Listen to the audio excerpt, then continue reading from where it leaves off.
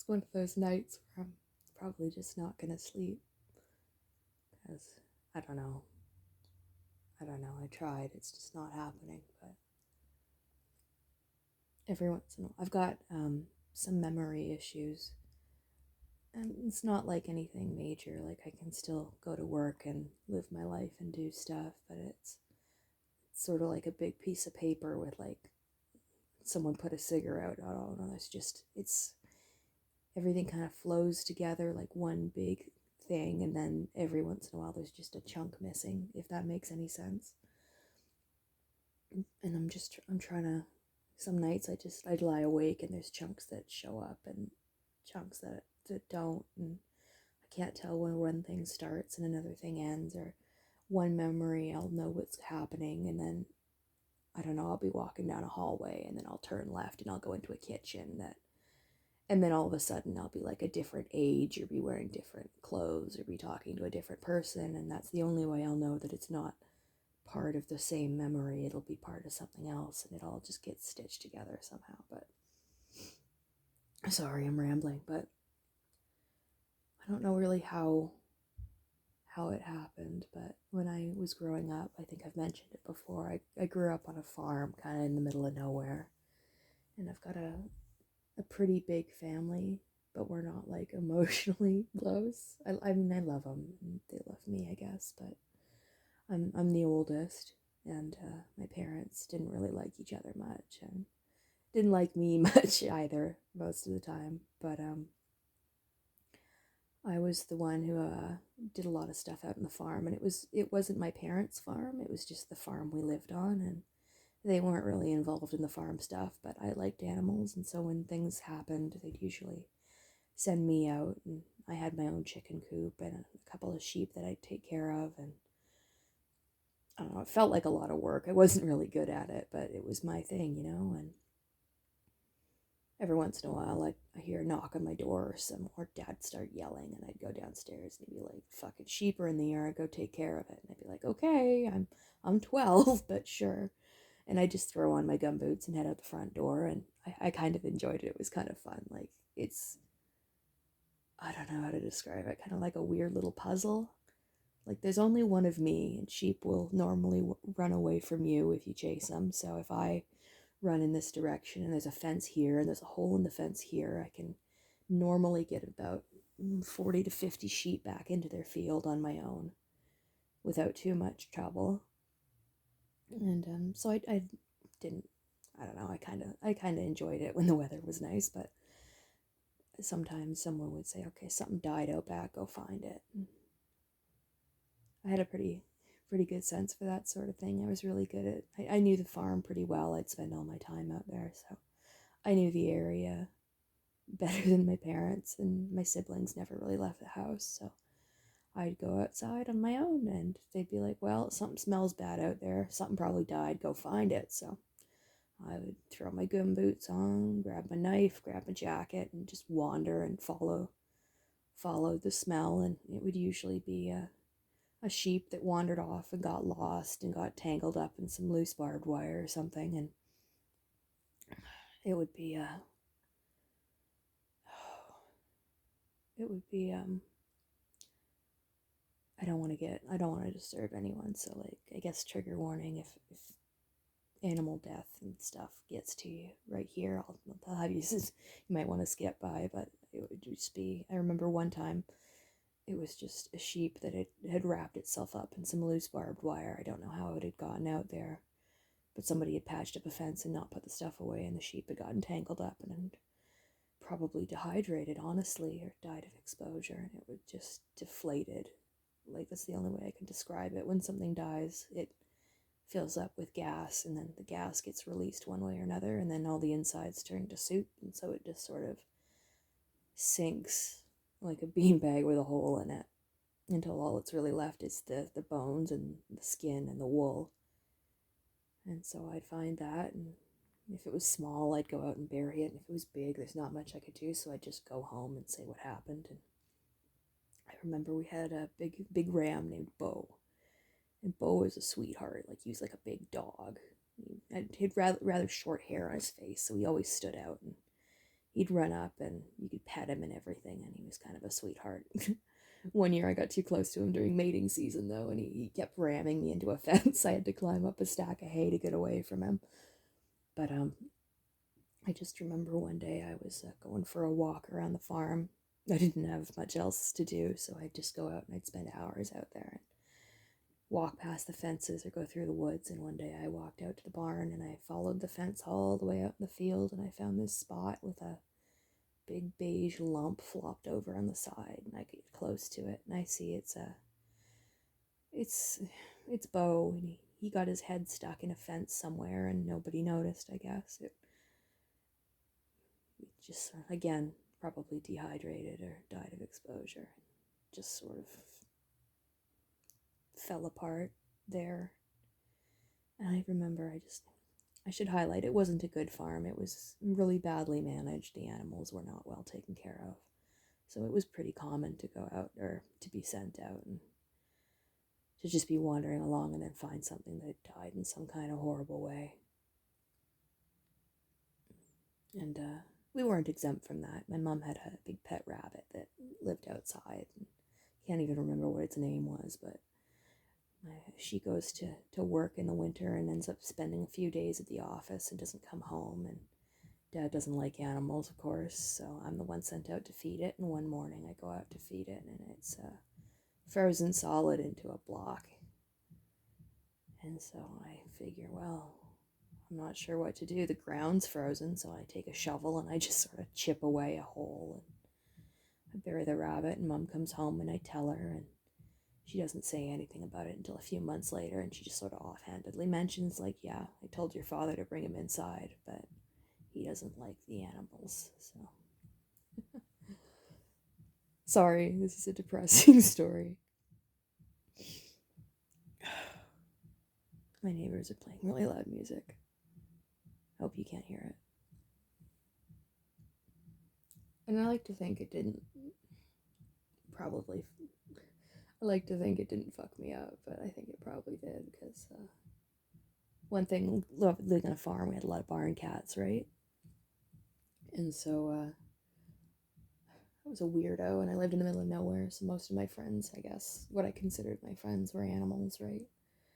And so I'd go out and I'd play with the barn cats, and every once in a while we'd find kittens. And when we found kittens, my job was to take care of them and make sure they were socialized. And then I'd go to a fair or a sale at the fall and walk around with this box of kittens and make sure they found homes. And that was my job.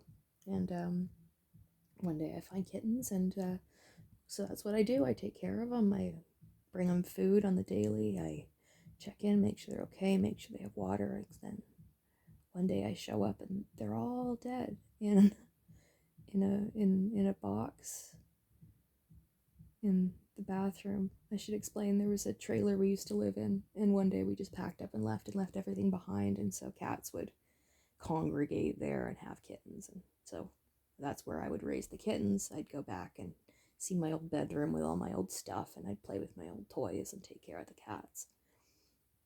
But like I said, I walked in and they were dead, and of course I was sad and confused, and I couldn't figure out what had happened. And I went and I checked in them, and they were all kind of like curled up in a box, like they'd gone to sleep. And there was a big dead rat in there with them. And I realized that, well, we live on a farm. We have a lot of rat poison. Rat probably ate poison.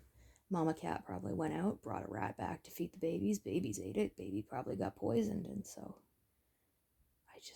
I just felt so numb and tired. And I went to go bury them. And as I was collecting them out of the box, I realized, like, I don't know what had happened with it, but they kind of started to melt together into a pile. And one of them wasn't with the others. It looked like it had been trying to leave. It had made it to the doorway, but had gone past, and so it had just sort of fallen asleep there, and I guess passed away. And I just remember I just started crying, because like all these little baby cats snuggled up for the night, and they didn't know they weren't going to wake up. But yeah, I gathered them all up, and I put them in a little box with a blanket, and I took them out to the woods, and I buried them. And I I just remember thinking, like, I can't keep doing this. I don't know what I'm gonna do if I find more cats, if they're all just gonna die like this. Because it wasn't the first time either. It was just the worst that stuck with me. But one day I'm in the kitchen and I'm doing dishes, and I think I'm the only one home, and look out the window in the back where the dogs are, and I see some small little fluffy thing, and I think, oh God, not another cat. And I go out and I find it, and it's dead. And I go, shit. Because we have a relatively new dog on the farm that didn't like cats. I think, oh God, the dog got it. The dog got it. And so I collect him, and I scoop him up, and I look around, and I find another one, and I think, oh God, please, I hope one of them's alive. The next one I find, it's floppy, and I think, okay, maybe he's just hurt. Maybe he's not dead. But I pick him up and I turn him over, and as I do, I notice that there's just one eyeball hanging by a thread out of its closed socket, and it's got the end of its little tongue sticking out of its mouth. And I go, fuck. I can't stand that. Anything to do with eyes, it just gets to me. But I put it with the other, and then I think I wound up finding 3, and one of them had like a little patch of maggots around its throat, so it looked like they'd been gone for a while, and I'd just been the first one to find them, because they rigor mortis had come and passed. They were all like little rag dolls. Of course, I bury them, and then, oh God, like a month later, I find an older kitten, but about the right age to be part of this litter that I'd found, and I think, oh good, one of them made it. I wonder what's going to happen now. And he's fairly big, and so I start feeding him, and I name him Arthur. I had some other name I was going to give him, but somehow Arthur fit. I think I was going to call him Archie, but like it's hard to roll off the tongue, and Arthur kind of worked. And he grew up into this big yellow stripy cat, right? Like a big like Garfield orange. And every time I remember he got big fast, and if he was hungry, he'd go up to the window and he'd scratch the window, and he'd do it on either side of like the support beam, and you'd get little angel wing markings on the window, and that's how you know he'd been there. And so I'd feed him before and after school, and he wasn't allowed in the house because, again, my dad didn't like animals and mom wasn't home. And so I'd go for walks in the woods, and he'd come with me and follow along. And when I'd take myself to school in the morning, he'd stop at the end of the road, and he wouldn't go any farther. He would stay on the property, and then at the end of the day, when I came home, he'd be standing on the fence, and he'd be waiting for me. And I'd let him in because, Dad would still be at work and Mom would still be at work, and none of my siblings would be home. So I'd let him in, feed him some sandwich meat. And whenever I got into one of those like screaming matches with my dad, I'd go out and I'd go for a walk in the woods for a bit, and he'd just come with me and snuggle up, and I'd talk to him. And he was such a good boy. He's such a sweetheart. Like not a cuddly cat, but he'd walk with me everywhere. I was like his favorite person, which feels good, when an animal chooses you, But one day again, I get a knock on my door, and it's my mom, and she's like, "I'm so sorry," and I'm like, "Is it Arthur?" She goes, "Yeah," and I say, "What happened?" And she's like, "Well, he went into the backyard, and the dog got him." And I go, "Oh." That sort of thing always takes a minute to kick in, so I don't really feel anything. And she's like, she said it's a bit messy. Do you want me to get him? And I said, please, yes, because I didn't want to see him like that. And so she goes, okay, I'll take care of it. And this time she takes care of it and buries him. I don't even know where now, actually. But it had been the first time where I'd lost a critter and didn't see the body, because I was always the body person. I was the one who'd find the dead things and take care of them and make sure they weren't going to get scrounged off by other animals, right? And I didn't realize how important it is to get that validation that something's really gone until I wasn't part of it, And then for weeks I'd come home after school and I'd expect to see him, because I guess it just never set in because I never saw him dead. So part of me was always like, oh, he's just on a walk somewhere. And so I'd just go on my walks like normal. wander around like normal, and I'd talk to myself like I was talking to him, like he was there. After a while, I think it finally clicked that he's not coming back. I'd still talk to myself, or I'd sit down, and there's this tree at the end of the driveway, and I'd talk to the tree because, wasn't anything else to talk to. And then I decide I'm not doing this again. We every time we get an animal, we lose it. I'm not getting any more pets. I'm not taking care of any more cats. I'm done. I can't do it anymore. But then my friend calls me up and she's like, well, my cat had kittens and I need to find homes for him. And I say, I can't do it again. I can't keep losing things. I can't handle it anymore. She goes, okay, well, do you want to see him? And I go, yeah. And I go over to her house, and like weeks later, I go over to her house and she hands me like this tiny black fluff ball, like a jelly bean. It looks like a little bear. And she goes, and she goes, there's two black cats and an orange cat and a calico. And I look at him, and all I want is to take him home, but I can't see him dead. I can't do it. And so I give him back, and she's like, I don't know what we're going to do if we can't find homes for them. We can't keep them. And I go, well, if you absolutely cannot find anyone else who'll take him, I'll take him. Like, if you have no other options, but I don't want a cat. She goes, okay. And I figure they're adorable. They're cute. We live in a pretty rural area. Someone will take a free cat. But then I get a call when they're old enough to leave home, and she says, well, nobody wanted him. And I go, fuck, I guess I'll keep him.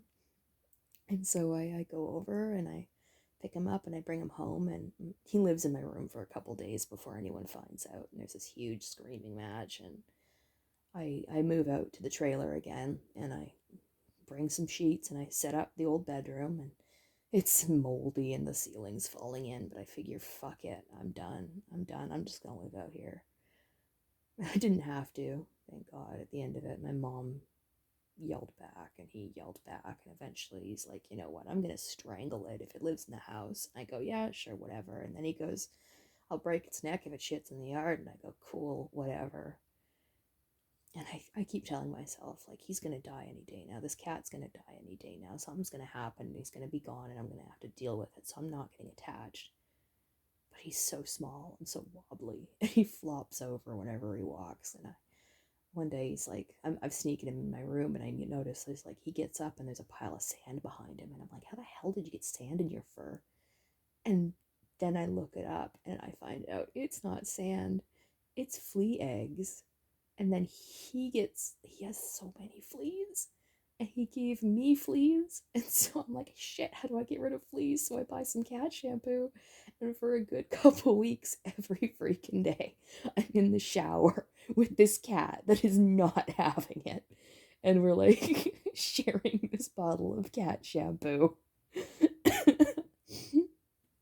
And he got better and took him to the vet and got him neutered and tagged and tattooed and everything. And I think that was that was about 7 or 8 years ago now. And he's a big pampered spoiled indoor cat now, and I've never had anything live this long. But I was at the end of my rope and I was done, and I just, you give it one more shot and you think it's going to be the same, and it isn't. And I love my boy. He's my big dumb baby. He's one of those cats that'll curl up in your lap and roll over, and if you don't catch him, he'll fall right onto the floor like a sack of potatoes. But yeah, he got me through college, and quite a bit after that, actually. But yeah, I don't think every story I have has a point, but I don't know. I'm glad he happened.